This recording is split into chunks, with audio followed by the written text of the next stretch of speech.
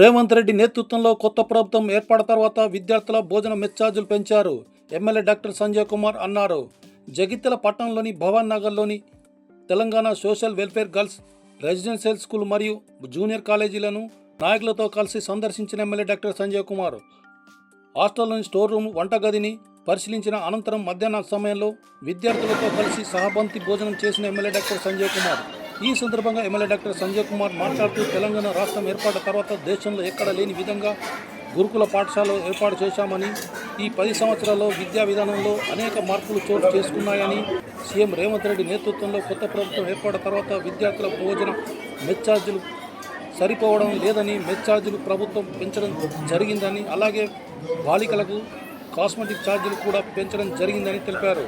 రాష్ట్రం ఏర్పడిన తర్వాత ఎట్టి పరిస్థితుల్లో ఆడపిల్లల చదువులు ఆపొద్దని ఈ రెసిడెన్షియల్ పాఠశాల ఏర్పాటు చేశామని తెలిపారు. సొంత భవనాలు లేని కారణంగా అద్దె భవనంలో పాఠశాల నిర్వహిస్తున్న విషయాన్ని గమనించిన సీఎం రేవంత్ రెడ్డి జగిత్యాల పట్టణంలో ఇంటిగ్రేట్ రెసిడెన్షియల్ స్కూల్ కాంప్లెక్స్ 200 కోట్ల రూపాయలు మంజూరు అయ్యాయని తెలిపారు. ఈరోజు విద్యార్థులతో కలిసి భోజనం చేశానని, పప్పు, గోరుచిక్కుడుగాయ, పచ్చి పులుసు, పెరుగుతో భోజనం రుచిగా ఉందని హర్షం వ్యక్తం చేశారు.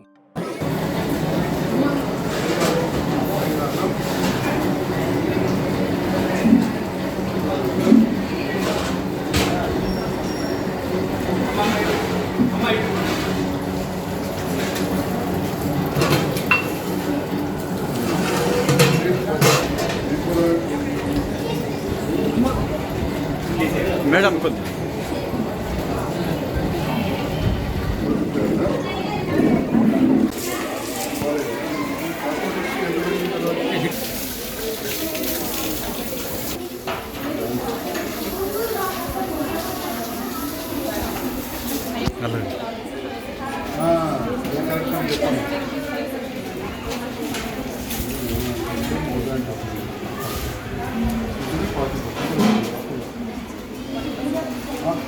ఎంత 900 1300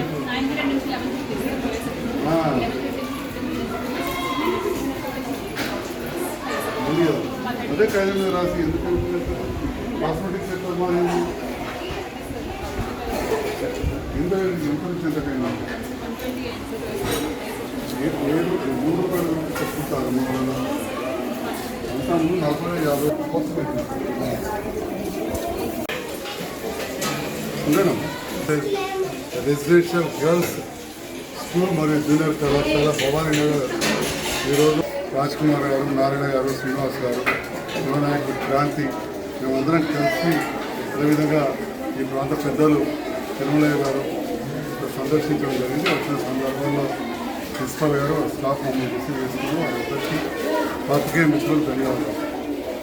భారతదేశంలో ఎక్కడ లేని గురుకుల పాఠశాలలు ఏర్పాటు చేసింది.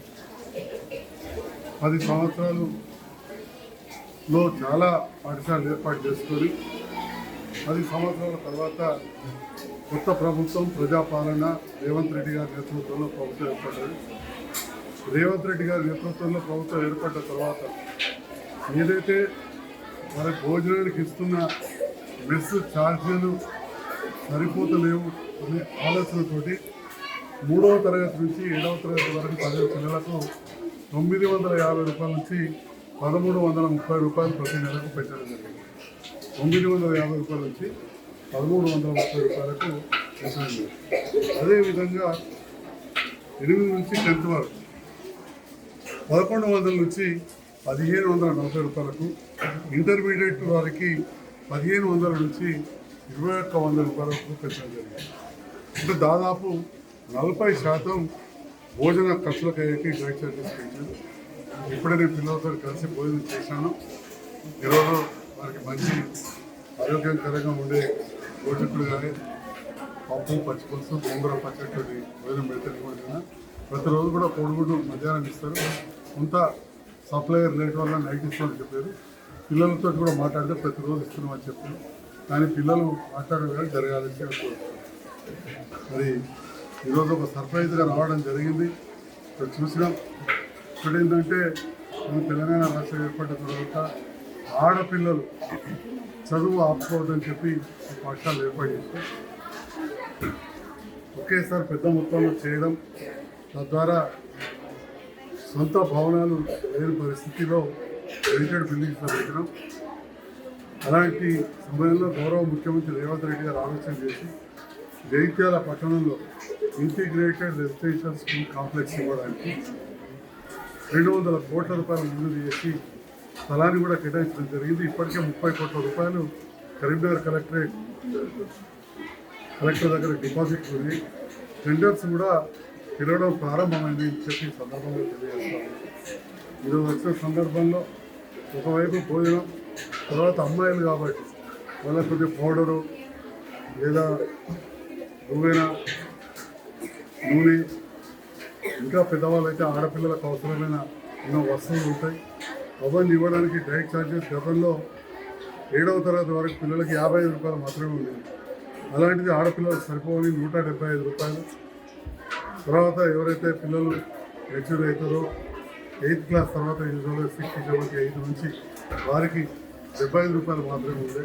శానిటరీ నాప్కిన్స్ ఆల్రెడీ కూడా డబ్బులు ఎక్కువైతే అని చెప్పి 275 రూపాయలకు. తర్వాత 10th తర్వాత ఇంటర్మీడియట్ కావచ్చు, డిగ్రీ కావచ్చు, పీజీ కావచ్చు విద్యార్థులకు 500 రూపాయలు లంసంగా పాకెట్ మనీ ఇస్తా ఉన్నాం. అంటే ఈ రకంగా మన పేద ప్రజలు, అమ్మాయిలు కావచ్చు, అబ్బాయిలు, ముఖ్యంగా 80% దళిత పిల్లలు ఉంటారు, 20% దళితేతరులు ఉంటారు. వాళ్ళందరికీ కూడా ఈ వసతులు ఏర్పాటు చేస్తున్నారు. ఈరోజు వాళ్ళతో కలిసి భోజనం చేసాం. అన్నం కూడా బాగానే ఉంది, గవర్నమెంట్ సప్లై. నేను సర్ప్రైజ్గానే వచ్చిన మరి సరిపోయేంత కూరలు అందించాలని, కోడిగుడ్డు తప్పకుండా పెట్టాలని చెప్పి కూడా సూచించడం జరిగింది. కూరగాయలు లోపల స్టోర్లో చూస్తే తాజాగానే ఉన్నాయి. మరి క్వాంటిటీ కూడా సరిపోయేలా పెట్టడం సూచించడం జరిగింది. టీచర్స్ అందరూ కూడా ఈ సందర్భంలో నేను వచ్చినప్పుడు అందరూ కూడా పిల్లలతో చూపించారు. పిల్లలంతా సంతృప్తి వ్యక్తం చేశారు. కానీ ఎలాంటి వార్త వచ్చినా తప్పకుండా దీనిపైన కఠినంగా ఉంటుంది ప్రభుత్వం. అదేవిధంగా దాదాపు 100 మంది పిల్లలు ఈరోజు యాక్సిడెంట్ అయిన విషయాన్ని గుర్తుంది. 100 పైన 102 ఏమైంది అని చెప్పి టీచర్ల బదులు పిల్లల్ని అడిగితే కొంచెం సిక్ అయిన అన్నారు. తప్పకుండా అతి త్వరలోనే హెల్త్ క్యాంప్ పెట్టిస్తా. మరి మీరు కూడా చూసుకోవాలి, ఎందుకంటే పిల్లల ఆసుపత్రి దూరం లేదు, జస్ట్ రోడ్ దాకపోయినా తీసుకోవచ్చు. తప్పకుండా పిల్లలు కొంచెం సిక్ అయినా కానీ వాళ్ళ చూపించాల్సింది. Thank you.